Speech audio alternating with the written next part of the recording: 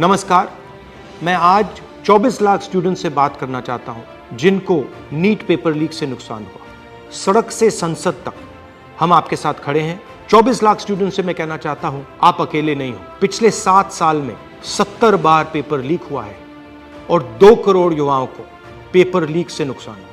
एक साथ हम ये लड़ाई लड़ेंगे और ये लड़ाई जीतेंगे। मेन इशू जो है वो हमारा पेपर लीक है। Sir, it's not only about 24 lakh NEET students, it's about whole family. There was a digital leak also this time. हमारे सोशल मीडिया अकाउंट्स बैन किए जा रहे हैं, हमारी वीडियोस डिलीट की जा रही हैं। मेरा माम पूरे सा हम लोग नहीं हो पाता। और आपके हाथ में, अगर आप क्लैरिटी से खड़े हो गए और पीछे नहीं हटे, उन दोनों को आपकी बात माननी पड़ेगी।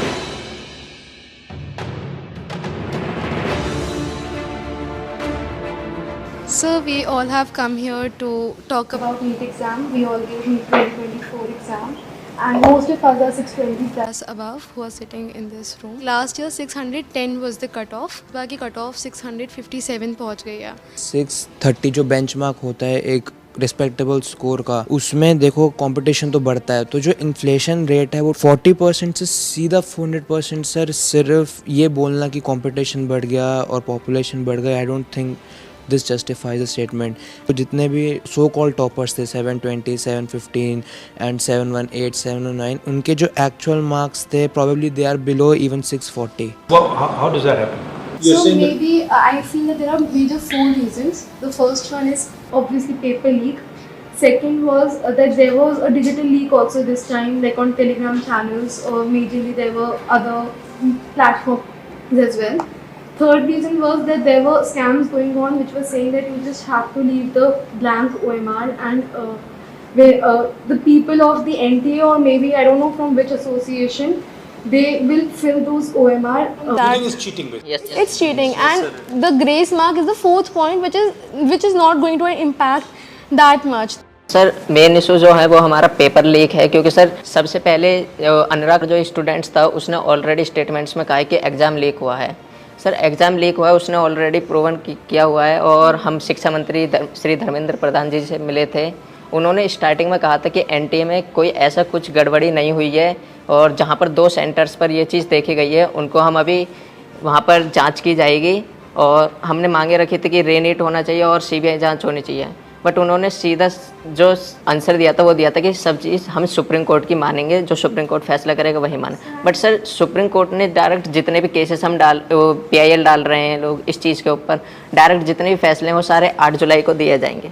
बट उससे पहले स्टूडेंट्स पर इतना स्ट्रेस बढ़ रहा है, इतना प्रेशर पड़ रहा है। सर, हमारे पेरेंट्स भी इस चीज़ से दुखी हैं कि बच्चा मतलब इतने मार्क्स ला रहा है कि वो एलिजिबल है हर साल के अकॉर्डिंग। बस मेन जो डिस्टर्बेंस हुई है इस एग्जाम में वो है एक तो पेपर लीक, और दूसरी जो स्टूडेंट्स जो NTA ने ग्रेस मार्क्स दिए वो तो एक छोटा सा उन्होंने ग्रेस मार्क्स दिए वो अपने पेपर लीक को छुपाने के लिए। सर, इतने दिन से आपको पता है कि गर्मी कितनी है, कुछ लोग गर्मी से मर भी रहे हैं, लेकिन सर हम स्टूडेंट्स और हमारे पेरेंट्स रोड्स पर इतनी गर्मी में सर लड़ रहे हैं इंसाफ के लिए, लेकिन सर हमारे लिए कोई भी कार्रवाई नहीं कर रहे हैं, ना ही हमारे इंसाफ के लिए कोई कार्रवाई कर रहे हैं। क्योंकि सर हमारे सोशल मीडिया अकाउंट्स बैन किए जा रहे हैं, हमारी वीडियोस डिलीट की जा रही हैं। हम अपने लिए आवाज़ उठा रहे हैं, उनसे रिलेटेड जितने वीडियोस सर कोई भी गलत कंटेंट नहीं है, हम सिर्फ आवाज़ उठा रहे हैं अपने इंसाफ के लिए।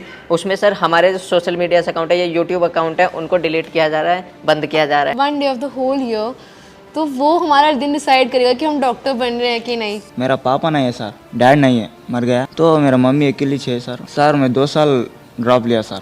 2 साल में मेरे को स्टडी नहीं हो पा रहा सर। अच्छा से घर में प्रॉब्लम, मनी का प्रॉब्लम, लॉन्ग टर्म में पैसा बजट नहीं हो पा रहा सर। ऐसा मैं सोच के मेरा माइंड भी अब ये भी लोड हो रहा सर, मेरा ब्रेन भी। मेरा माम पूरे सर हम लोग नहीं हो पाता, और एक बार नहीं हो पाता सर लॉन्ग टर्म लेना को, ऐसा सोच रहे। अभी रीनीट कराओ तो इजी होता सर। मतलब सर कंक्लूजन है कि रीनीट ही अब हो सकता है, रीवैल्यूएशन तो कोई नहीं होगा।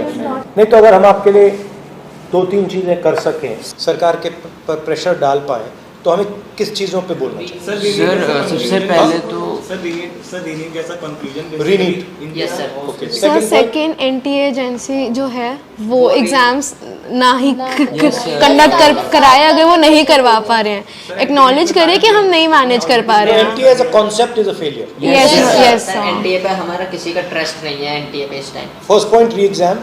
Second point NTA is ना कराएं. Third point एजुकेशन सिस्टम पे फोकस करें और काउंसलिंग सर से 4 पॉइंट ये कि जो बेसिकली जो ब्लाइंड स्पॉट्स हैं जैसे कि टेलीग्राम पर पेपर लीक होना, ऑनलाइन पेपर लीक होना, इसके ऊपर भी एक इंक्वायरी होनी चाहिए। Sir, it's not only about 24 lakh NEET students, it's about whole family. फिर सर जो बोर्ड्स का प्रेशर, फिर नीट में परफॉर्म करने का प्रेशर, तो सर बहुत सारे लोग तो मेडिकल ही नहीं लेंगे इस चक्कर में। सर ऐसे क्वालिटी डॉक्टर्स बनेंगे जिनकी क्वालिटी कुछ नहीं है, जो ऐसे ग्रेसिंग मार्किंग करके अंदर गए हैं, जब वो डॉक्टर्स बनेंगे तो can you imagine the condition of the people of India. आपको क्या लगेगा, आप अगर कोई ऑपरेशन करवाने जाएगा, क्या वो वापस लौट के आ पाएगा? हमारे पास इतने सारे केसेस होते हैं, मतलब हमारे मतलब नोन में कि भाई किसी को और का पेशेंट इसका स्टेंट डालना है, उसका इंटेस्टाइन निकलवा दिया, उसका किडनी निकलवा दिया।